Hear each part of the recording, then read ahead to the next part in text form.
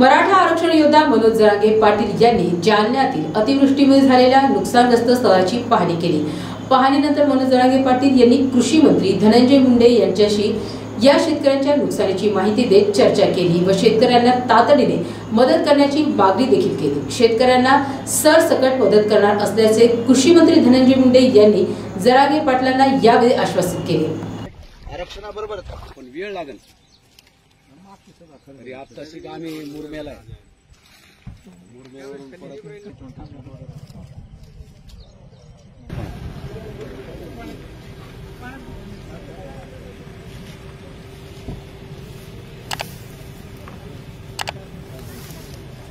आता इतर शेतकऱ्याच्या पाणी करायला मी बाणेगावला आलोय। नुकसान झालंय आता ते चालू होतं। आता तुमचा फोन लागत नव्हता। शरद साहेब बूम बूम बूम शरद साहेब सरसकट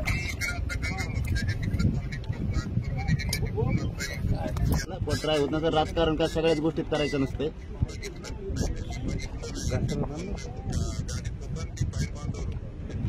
हो इथं आता आम्ही तो गुडघे इतक्या पाण्यात येत इतका इथला प्लॉट आहे ना की पूर्णची पूर्णच गेलाय। हजारो हेक्टर जमीन आता पाण्याखाली गेली।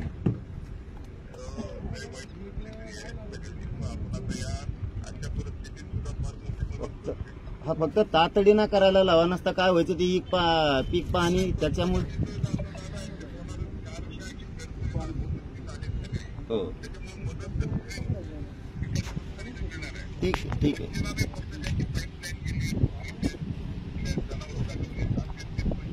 नाही मग आता सरसकट शब्द म्हणल्याच्या नंतर काय नाही शेतकऱ्यांना आम्ही तसं सांगतो की तुमचा निरोप आहे सरसकट द्या। फक्त तातडीनं 8 दिवस सुद्धा लागून देऊ नका कारण काहीच नाही राहिलं हातात।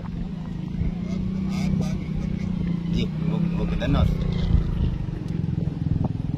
कृषी मंत्री साहेब आता की आता फक्त पंचनामे केले जातील ज्यांच्या पाईपलाईन वाहून गेल्यात अशांच्या किंवा कांच्या सरसकट देतोय। आता आम्ही सरसकट शेतकऱ्यांना मदत करतोय आणि तो चांगला निर्णय त्यांनी बोललेला। फक्त ते आता अंमलात आणून तातडीनं 8 दिवसाच्या आत शेतकऱ्यांना त्यांचे नुकसान भरपाई देणं गरजेचं आहे। त्यांचा निर्णय सरसकट देण्याचा चांगला आहे। फक्त शेतकरी जे नुकसान सांगतायत ते नुकसान तितक्याच भरीव निधीनं द्या। शेतकरी जर मला लाखात झालं तर तुम्ही द्यायचे 5,000। शेतकरी जर म्हणलं माझं 10 लाखाचं नुकसान झालंय तर तुम्ही द्यायचे 35,000। एखादा शेतकरी म्हणला माझं 20,000चं नुकसान झालंय मग तुम्ही द्यायचे 300 रुपये। हे नाही चालणार।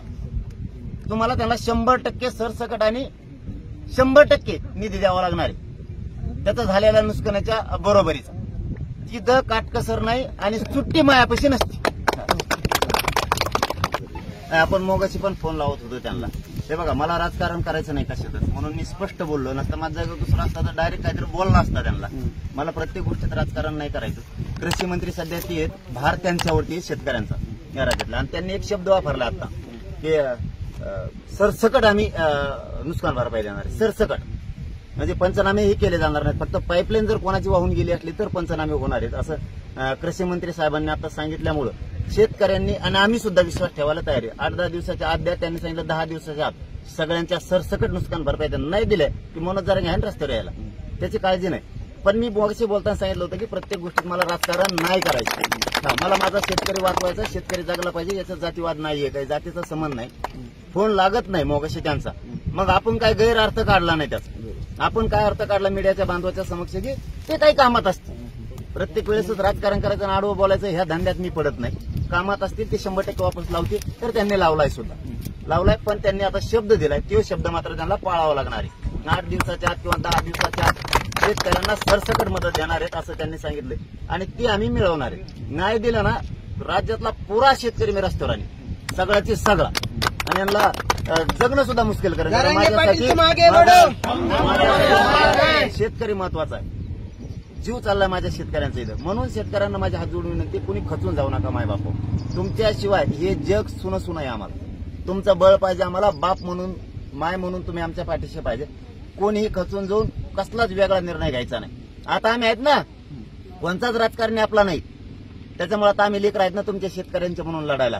तुम्ही काळजीच करू नका। यांची अशी गिरीतून नाही दिलं या सरकारची तिथून पुढे माझी फक्त मुख्यमंत्री साहेबांना विनंती की तुम्ही तातडीची कॅबिनेट घेऊन शेतकऱ्यांची झालेली नुकसान मराठवाड्यासह विदर्भ सगळ्या जिथं जिथं राज्यात झाल्यात त्यांच्या तातडीनं डायरेक्ट त्यांना सरसकट मदत द्या. आता जे पिकं झालेत नुकसान झालंय त्यापेक्षा भरघोस जास्तीची मदत त्यांना द्या.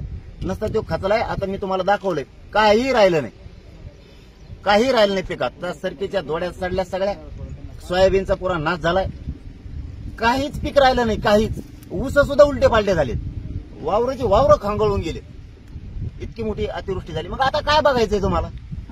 बघायचं काय? कोणची पाहणी करायची? तुमचा म्हणजे तुम्ही अधिकाऱ्यांनी सांगितलं तर विश्वास आहे, शेतकरी सांगतोय तर विश्वास नाही का? शेतकऱ्याच्या मतं घ्यायला तुम्हाला तो विश्वास असतो आणि आता तुमच्या त्याच्या शब्दावर विश्वास नाही का? तुमचाच अधिकारी येणार, बघणार, ती येणार, तिसरा बारा, त्याच्या सोयीनुसार परत तो घरी जाणार, झोपणार, त्याच्या सोयीनुसार 11 वाजताच येणार तो ड्युटी सुरू झाल्यावर. माझ्या शेतकऱ्याचं जीवन 11 वाजण्यावर आणि तुमच्या 5 वाजण्यावर नाही चालत. रात्रंदिवस माझा शेतकरी इथं कष्ट करतोय. मी याच्यात राजकारण नाही होणार, ते विरोधी पक्ष असू नाही तिकडे सत्ताधारी असू.